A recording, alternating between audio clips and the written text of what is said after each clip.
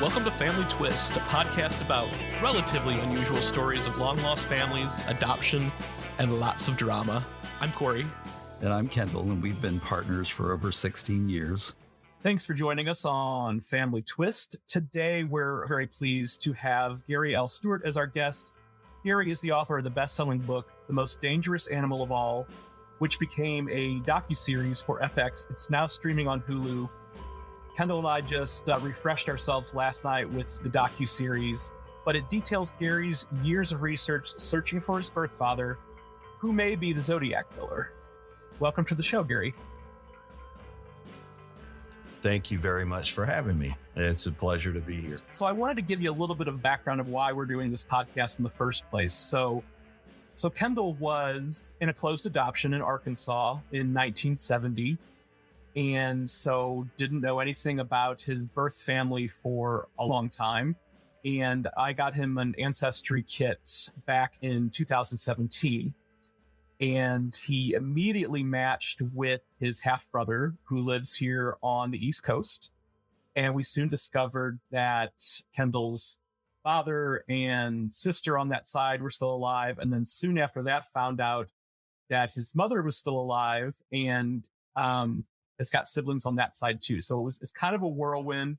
And after visiting his father's family here on the East Coast, just for a weekend, we decided on the way back that we just had to move here. And so we uprooted our lives from San Francisco and moved here. And we've been here ever since. So it's funny because for some reason, San Francisco just keeps popping up in people that we interview for this podcast. I don't know if it's just like the center of the universe or what, but here we are going to be soon talking to you about the Zodiac Killer, and which goes right back to San Francisco. So yeah, San Francisco is like the epicenter of all things curious and all things unknown. Right. Yeah. And not just from serial killer's perspective, but anything and everything. So yeah, what an interesting connection. And there's good for you that Kendall, that you did your DNA test, that you found your two biological parents still alive. Got to be something, because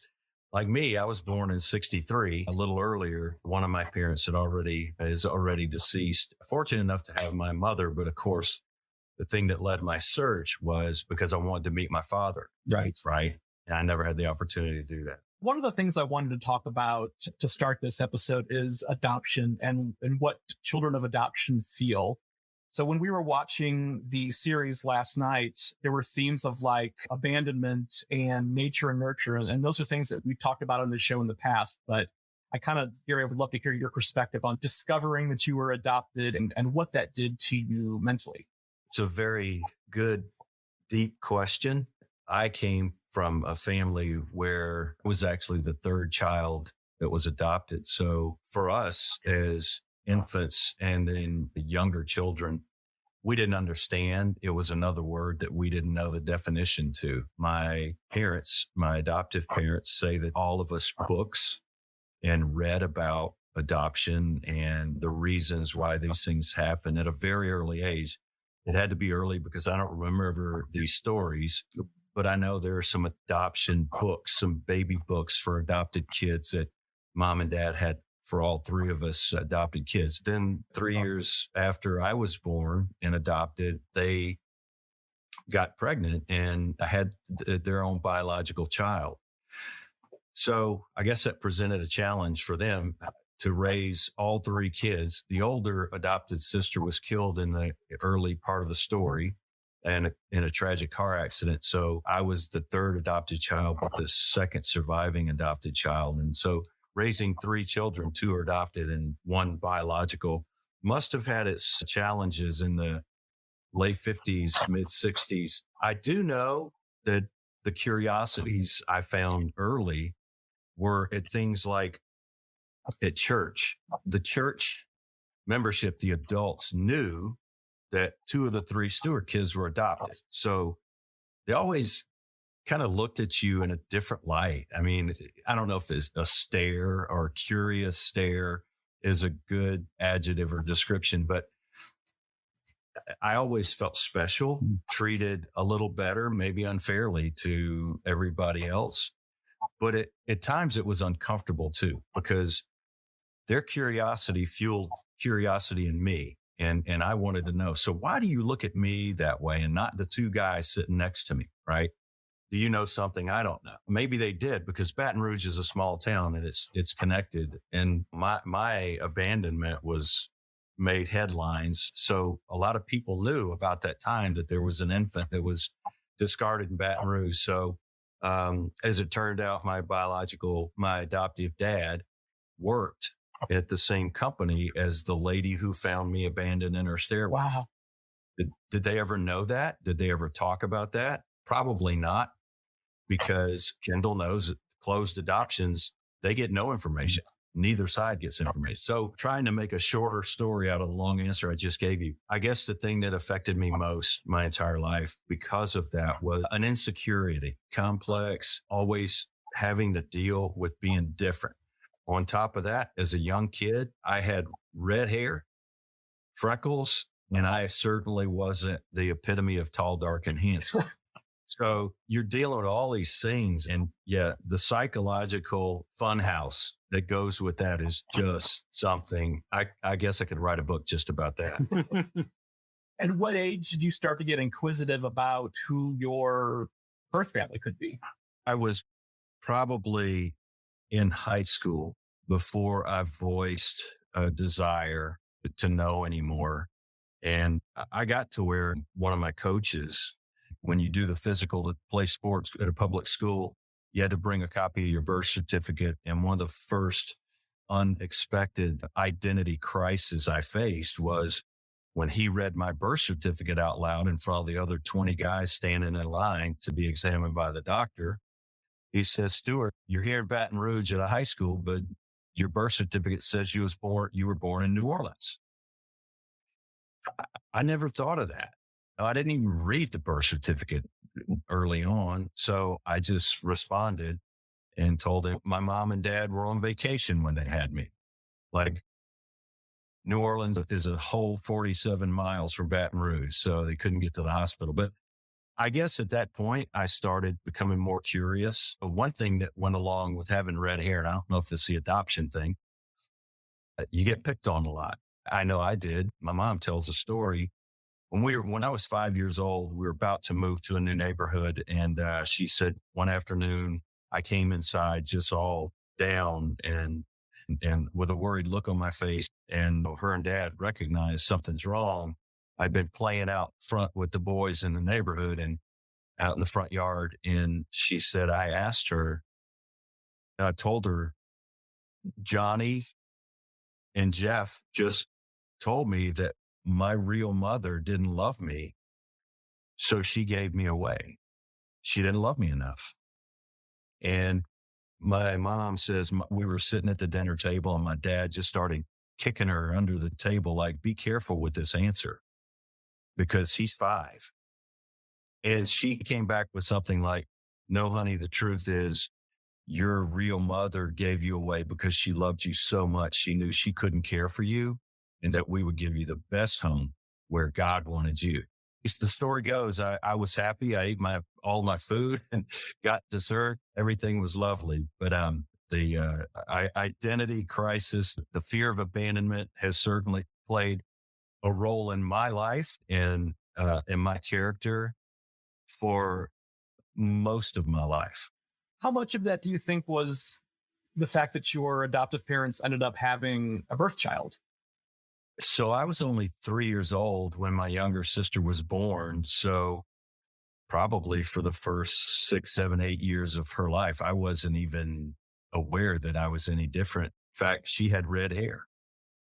So my older sister, who was a brunette, we picked on her, saying, you're the adopted guy. We're the real deal here.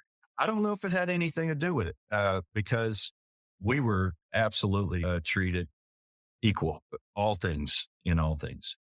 So we talk about nature versus nurture on this podcast quite a bit, and Kendall's gone into detail about his upbringing with his adoptive parents and sort of the personality traits and the convictions and stuff that came from there.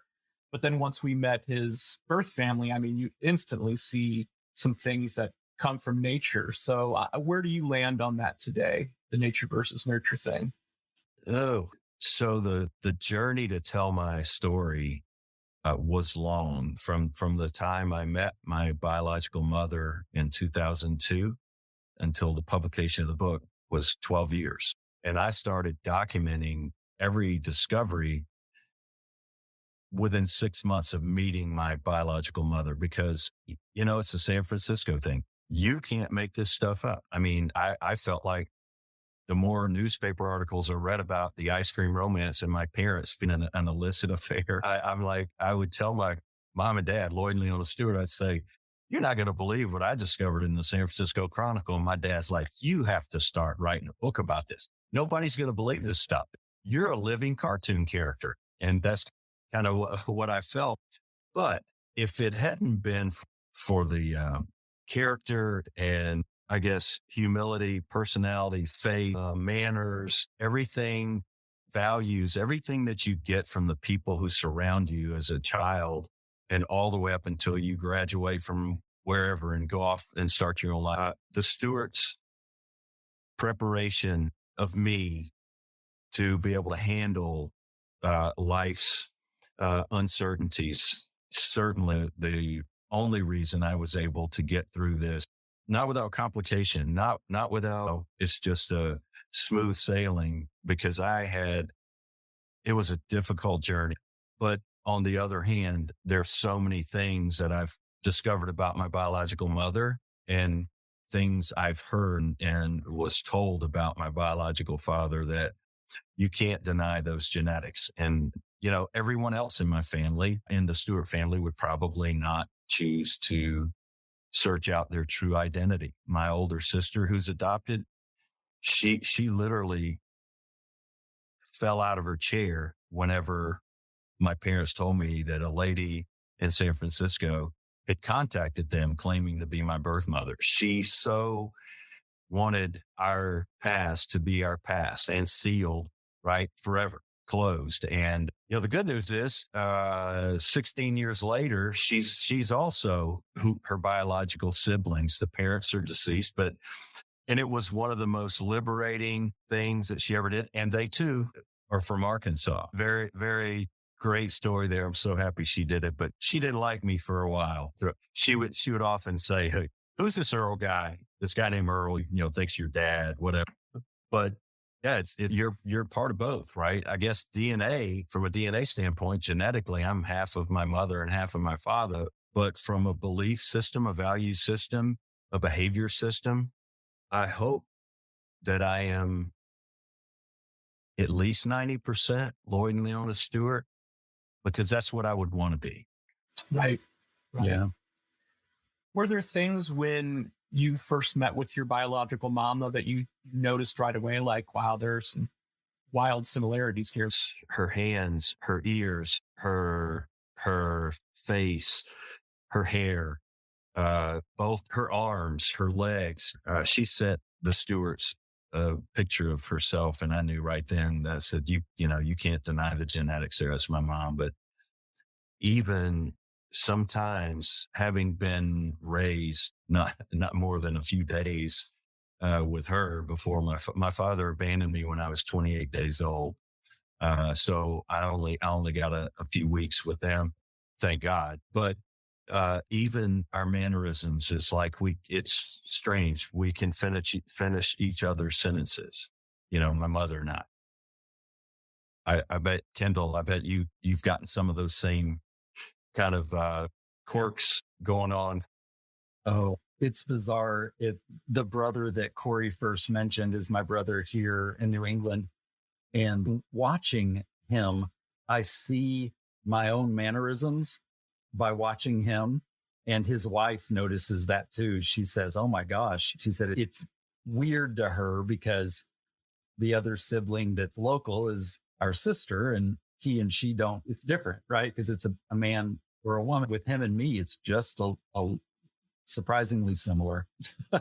And Gary, to see Kendall and his father together, his birth father, it's so surreal. We've had him over multiple times to stay the night with us, and we'll barbecue and have some beer and sit around and sing songs, things like that. And it's just so wild to see these two together. It's like, I can't imagine them not knowing each other, even though it's been a few years. It's just been really wild. Yeah.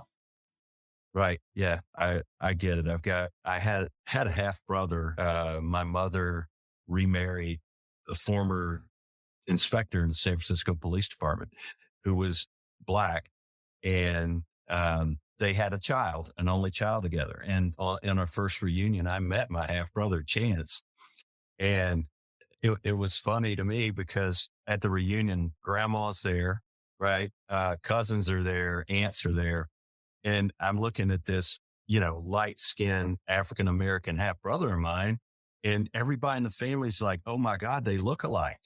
And I'm thinking, well, we really don't. I don't see it, but I haven't known you a while. Height maybe build a little differently, but my mother's sister has a daughter, my first cousin on my mother's side. We could be identical twins. That close. So it's interesting, all the things that you discover when you choose to take that journey. I know that our listeners are going to go out and get the book and watch the docu-series after this, because it is absolutely fascinating. Well, and let me preface this by saying that, like, our hearts were with you watching this whole series. Like, it's emotional. It's an emotional journey. And it's just like, wow, it's great that we get to see your birth mother's 18-year journey of trying to find you to fruition. But as the episodes go on, there's obviously some friction there. You mentioned her second husband, who was San Francisco Police Department when the whole Zodiac thing was going on. And definitely we could sense a lot of friction there. Where are you at today with your relationship with your birth mom? I'll only touch on the documentary lightly because, if you're a newcomer to Hollywood, I could write a cautious tale about how to approach and how to trust. Unfortunately, being raised in Old South Baton Rouge, in part of the Bible Belt, you trust everybody. And I was told the world wants to hear your story. And I promised my mother that if we did this series together, that it would be our story. And Hollywood needed a more dramatic ending, because the bottom line is my book is one story and the docu-series turns out to be something else. And even during the filming of the documentary, we discovered new evidence about my father that further seals in my mind that he was absolutely the only suspect in the Zodiac murders.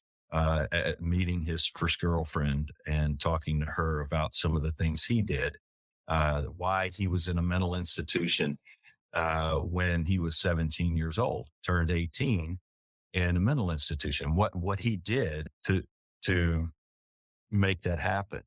They say serial killers can start off by killing animals. Well, an animal wasn't his original target that day. It just happened his girlfriend wasn't there. We found out so much stuff, but at the end of the day, the DNA evidence is not presented itself, or the technology is not high tech enough to be able to positively confirm who the identity of the guy who licked those stamps are. Maybe it will one day. So knowing after several months of filming, and you're right, episode 1, 2, and 3 are great. They start out great, but then I think Hollywood needed a great ending, and you're not going to have a great ending with an unsolved mystery. So they made a decision. Let's just discredit Gary and everything that he did, which is, I could write a second book, but I'm not. No worries, I'm not. After that huge disappointment that we saw for the first time a couple of months before it aired in March of 2020, my mother and I struggled. Since then, I am happy to say that we are as close as we've ever been now. She is a friend and never will be a parent for me, but she's my mother, right? She's my mother. I love her and respect her that way. My son went through a terrible vehicle accident a year ago. And, I don't know if it's the DNA, nature versus nurture, but she was one of the first people I reached out to. I felt if I could get everybody I knew across the globe praying that my son would be okay. And by the way, he is. So we're close now. I haven't seen her in a long time. I would love to get together again soon. I'm getting close to the end of my career. So we're wrapping up some things and hopefully we'll be able to travel a little more, focus on the other important things in life other than career, and spend a little time together because, I'm soon to be 60. She's 15 years. She had me when she was 15 years old. So she'll be 75 in October. We're good. Thanks for asking, but we're good. Good. I'm glad to hear that. And I can relate to your situation. I've heard from several people over the years. I was an entertainment journalist for a long time. So I've heard from several people who ended up working in the entertainment industry and the Hollywood system and stuff. And there's definitely some cautionary tales. And it's like my ears have always been up a little bit when I've been working on projects because it's like, that's not to necessarily trust everybody. Or sometimes you learn the hard way. I had one big entertainment project that I worked on for 5 years, and I insisted on maintaining control of it completely because I didn't want it to go south and didn't want it to go in somebody else's narrative because I spent so long on it. It's like, I'm not about to give this up. It probably could have been more successful had I let some professionals or higher ups kind of take it over, but then I would have lost it and I would have probably lost that narrative. The narrative. Absolutely. You're exactly right. I learned the hard way, but before the book was actually published, we had a deal with CBS. They wanted to do a 4-hour, 2-part miniseries, scripted. We even went to casting. They hired this fantastic writer, director, producer from Malibu. He's well known, Todd Robinson, and I participated every step of the way. And he was going to tell the story. I've still got the scripts with screenplays for it, and that's about the time that our champion inside of CBS chose to exit because there were issues going on with Les Moonves at the time. The guy who took her place when she was not announced as his successor did not believe in the nonfiction 2-part format. And we lost the 2 primary casting roles because they were committed to other projects. One was Bull, the series Bull, based loosely on Dr. Phil's life, and the other was Designated Survivor. They had both just committed. If you look back at the timelines when those programs got greenlighted, it was a time we were shopping for a cast. We got orphaned. Fortunately, gets picked back up a couple of times. We go the distance with FX, and after my buddy Todd saw what they did to me in episode 4, he called me, said, "Gary, don't let it affect you. You're bigger than this. Let it go." And I did. And, those guys had been around the block a time or two. Not me. This is my first and only and last time. They wrote out my executive producer credits so that I couldn't object. Rewatch the credits. I am not an EP on there. I can only the amount of people that have reached out to you after the book was published and after the docu-series aired, because it's obviously a case that still fascinates a lot of people. It's one of the most, it's one of those popular unsolved cases of all time. What was that like? How did that impact you when the book came out, when the docu-series came out and people started coming out of the woodwork wanting to talk to you?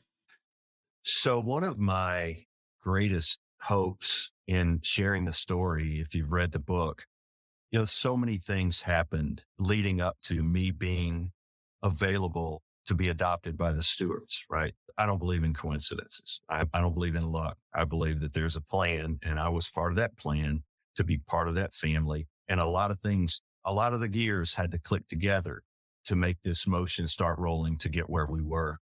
I always said, if I am not supposed to share my story, God, please shut that door. I don't want to publish something and trash my biological father. Because what if I'm wrong? I don't want to publish something that has any errors in it. But if I do publish something that ends like my story did, basically saying, okay, now I know all I need to know about my biological beginning, and I can walk away from that and I can go back to being Gary Stewart again. If I can give any other adopted child person struggling with their identity and their self-worth, I can't give you the numbers, but adult suicides by adopted folks is significantly higher than people who never experienced adoption. There's a whole course study on that. It's a feeling of worth. It's a feeling of I was not good enough. Why didn't they want me? Why didn't they love me? So I felt like if I gave a message of hope to anybody, wherever they are, and somebody may reach out one day and say, thank you for being courageous enough to share your story of hope. I've gotten emails from all over the globe, France, Australia, just that same sentiment. I get 100 times more of, you're a nutball, this is just a money grab, whatever. Fortunately, my story is kind of, old news and that's over. But I do have a guy in New Zealand who emails me monthly. He's a believer and he's still trying to get the Vallejo, not San Francisco Police Department, but the Vallejo Police Department to do the right thing and not let this go the way of Jack the Ripper. I'll tell you guys, I have only done one other show, one other podcast, and I did speak down here in South Louisiana at a Homa, Terrebonne Parish Public Library. They wanted me to discuss how you take a book to film, to docu-series. I was happy to do that. So you're only the third conversation I've had since that documentary came out. I'm not looking to do more. I'm doing it. When I saw what yours was about and finding family, I'll do that anytime, any day. But I'm not out there trying to sell my story and generate more book sales. I hear you. We appreciate you doing that. I had a friend ask me today, he's like, how do you, aside from the Kendall's family who've been on there, how do you find your guests? I'm like, I'm an old school journalist. Sometimes you just got to do a little research and dig in and be legitimate. I feel really strongly about journalism and the truth behind investigative reporting. And so it's always been a passion of mine. I mean, I tended to go towards the entertainment side of things, but I still have that conviction that anything that I'm putting out there, to my knowledge, is absolutely 100%. I'll tell you one other thing. The lady who helped my mother find me, Linda, lives in New Orleans, and my story was so unique. She asked me to participate in the Louisiana Adoption Advocacy Board to help push the legislators in the state of Louisiana to release original birth certificates for consenting birth parents and adults 24 and older. And I've gone to the legislature so many times with our little group and our signs, just begging and giving, testimony to why it's important and how they could help. And don't you know, just 2 months ago, we got that bill passed. Louisiana is still the only state in the nation under Napoleonic Code, right? We don't change with the tide. We kind of stick our ground and stuck in our ways. I actually sent in a $15 check just a couple of weeks ago to get a copy of my original birth certificate. So I'm really proud that happened. I always said I'd never see it in my lifetime, but we did that. Yeah. That's awesome. It's just a fundamental human right to be able to have that record. And I've always thought that, and I will always feel the same way too. So I'm proud of you for doing that, for all the people who can now get parts of the truth. Yeah. Again, we encounter these like small world things with this podcast. So a good chunk of Kendall's birth family is in Louisiana, right? That's where they live. Yeah, that's where my birth mother lives with 2 of her other 3 children. They live down in southern Louisiana. So it's interesting. Never knew I had that connection. Never knew I had Cape Cod, East Coast connections. It's just, right. It's just interesting. Right. It's just, yeah. The whole thing is bizarre that it does seem like every conversation we've got, there is some tie to someplace we've lived or someone we've known. It's just, yeah. Mm-hmm. I look forward to going back and hearing your whole story. That sounds fascinating to me. Thank you. Thank you. So, Gary, you touched on after the docu-series aired, there's been some more information or some more discoveries come to light about your birth father. I don't even think we've mentioned his name yet, Earl Van Best Jr., who may, in fact, be the Zodiac Killer. Yes, I guess we knew this as part of the discovery for filming. So the information we learned was available to the producers to share. I know the lady who was his first girlfriend, their mothers were close. They were part of the Methodist church, the Noe Valley in San Francisco. She's the little girl who grew up grade school, high school with my father. And I went to meet her to see if I could get her to participate in the documentary. And, you know, everyone that my father knew, like his high school best friend, William Lomas, I think his only friend other than his former girlfriend, were very reluctant to even meet me. That should tell you something right there. And I don't think it has anything to do with, you know, my father not mentioning that he had a kid. I think it was about who he was and some of the bizarre things that they retold for me. But this lady, her name's Irene. She actually showed me a little gold cross that he gave her when they were like 12 years old. But she told me after he went, you know, he was all over the news, and the word around town was that she would see him on a bus, getting off a bus every now and then after he got released from prison or wherever. And so, you know, the joke around town was that Van married his therapist, and he really did. Edith was a therapist, Van's counselor, and that was, as far as we know, his last wife, his third and last wife. Irene told me that my father came around again. She couldn't tell me when, late 70s, but she had kept all of the letters that he had written her from the time they were in grade school until the very end. And they agreed to meet for dinner and then walk the labyrinth at Grace Cathedral. And she told me my father told her something that made her blood run cold. She went home, locked the doors, told her daughter never to answer the phone again, and burned all the letters that my father had sent her. And, you know, we can only assume, because I don't have any more than that. That's the honest truth. I didn't ask for any more. You know, I'd rather respect her honesty with me and what she's willing to offer rather than dig and ruin a relationship. I can only imagine what that was. You know, he was a very arrogant person. He bragged about the things he did in life. So I can imagine him, you know, sharing with her, I did this, I'll never be caught. You need to come with me. We were always meant to be. But she also said that look in his eye was just a blank stare, like he was 100% pupil and no iris, just looking in the death's door. And then she told me, you know, I was at a dentist appointment. We were in high school. Van came looking for me. He was mad at something and I wasn't home. So he let himself in, destroyed the house, and threw my cat out the window. In fact, the reason he ended up institutionalized that day was because his mother knew that the one person he would talk to was Irene. So when she got back from the dentist, she got on the phone and basically talked my father down off the ledge. The option was, you go with the police or you go with the doctors. And he was 17 at the time, so I can't get access to his juvenile record.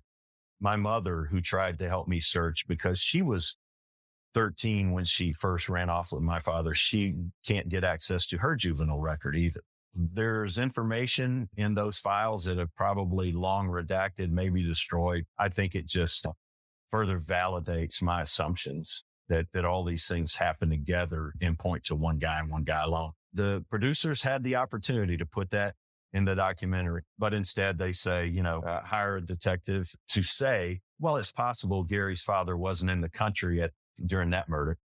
Well, it's very likely he was. So if you make an accusation, back it up with a piece of paper, a fact, like I did. Everything I presented in my book has paper behind it, or otherwise I wouldn't have produced it. Right. So that's all we know. Would that have changed anything or everything if it was made public? I think what it'd have been more of a cliffhanger. It may have forced the new authorities with law enforcement in Napa, Vallejo, Riverside, and San Francisco police to the young blood to be enthusiastic about some new hints, some new clues, take it and run with it, try to solve it. But that's not the way it went. So I can't do anything about that at this point. As far as you're concerned, have you closed the door on your own investigation? I am done. Yeah. I am done. Funny when I visit with people, and I do love sharing my story because it's such a big story. Sure. I get asked, particularly at libraries or book functions, when is a sequel coming out? And I've given an answer over the years, but the last one I did in South Louisiana, I said, okay, the most dangerous animal of all is my life story. You only get one. How do you write a sequel to it, right?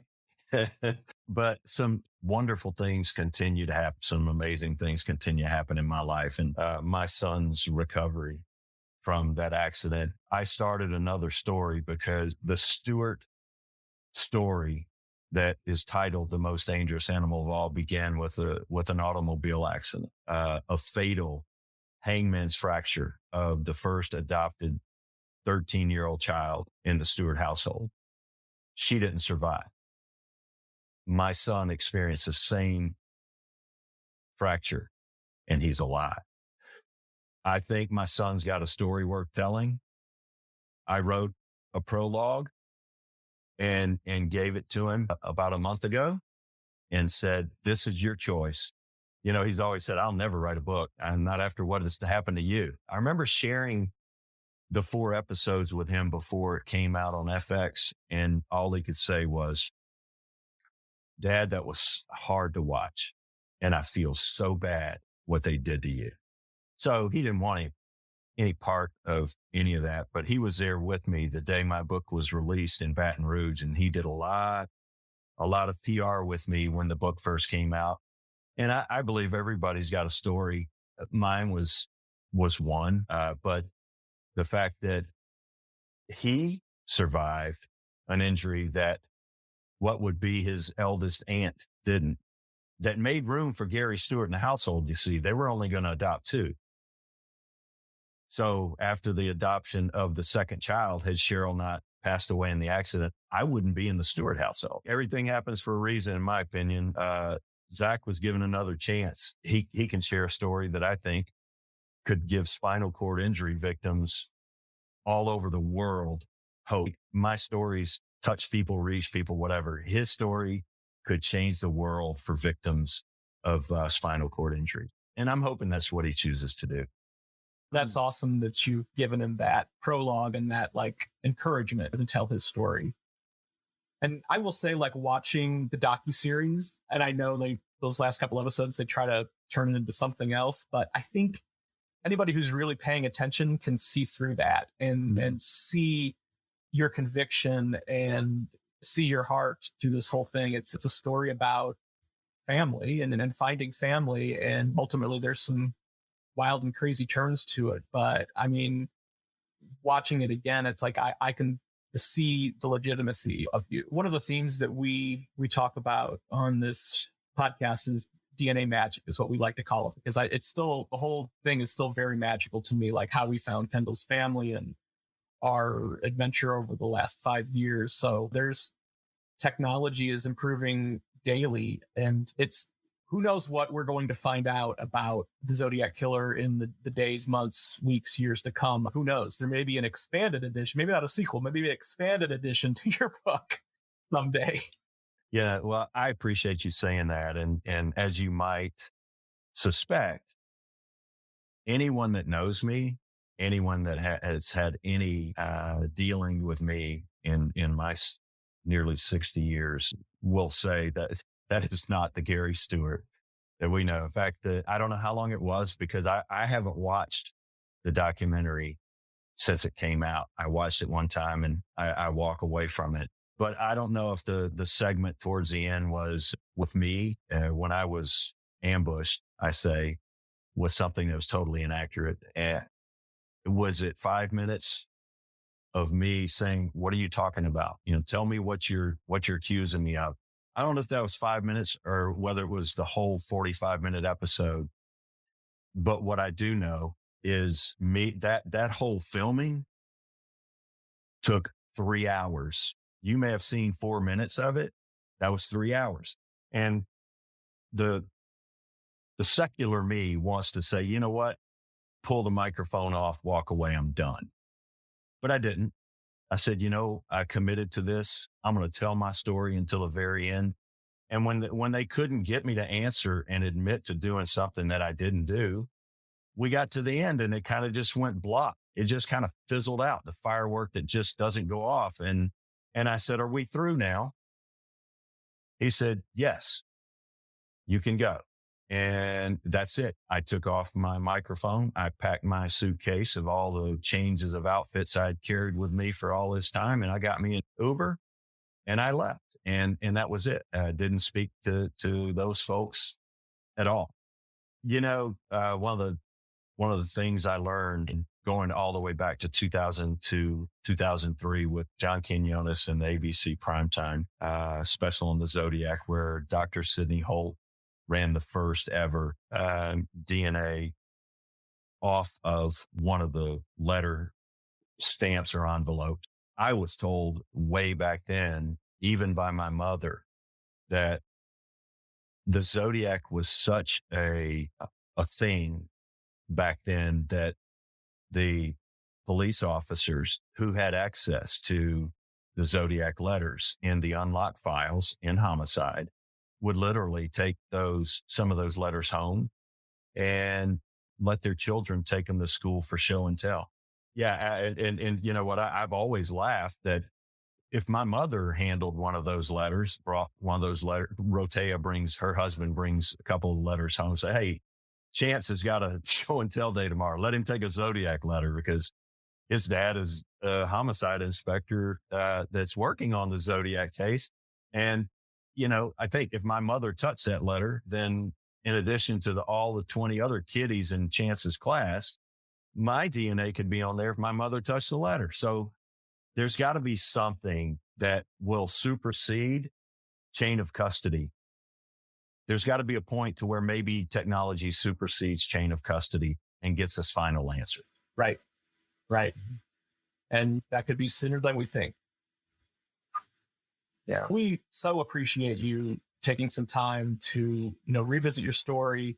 And we love getting into the whole nature versus nurture adoption thing. You've been very generous with your answers and your time. And we thank you so much. I always am fascinated to meet someone else in the adoption reunion triad and love to hear those stories. Everybody says, I got a story, but it's nothing like yours. Not true. It doesn't have to have all that to be an incredible, like my sister's story is huge. And we sit around and talk about it, and we do all the time. So I'm looking forward, Kendall, to find out more about yours. And, I'm honored to have been asked to participate in this show. So thank you. Thank you. Thank you. And yeah, share the podcast with your sister too, because we'd love to have her on. I definitely will. Yeah. All right, Gary, well, you take care. Enjoy your time down in Gulf Shores. Thank you, guys. Take care. This is the Family Twists podcast hosted by Kendall and Corey Stultz with original music by Cosmic Afterthoughts and produced by Outpost Productions and presented by Savoir Faire Marketing Communications. Have a story you want to share? Visit familytwistpodcast.com. All our social media links are there as well.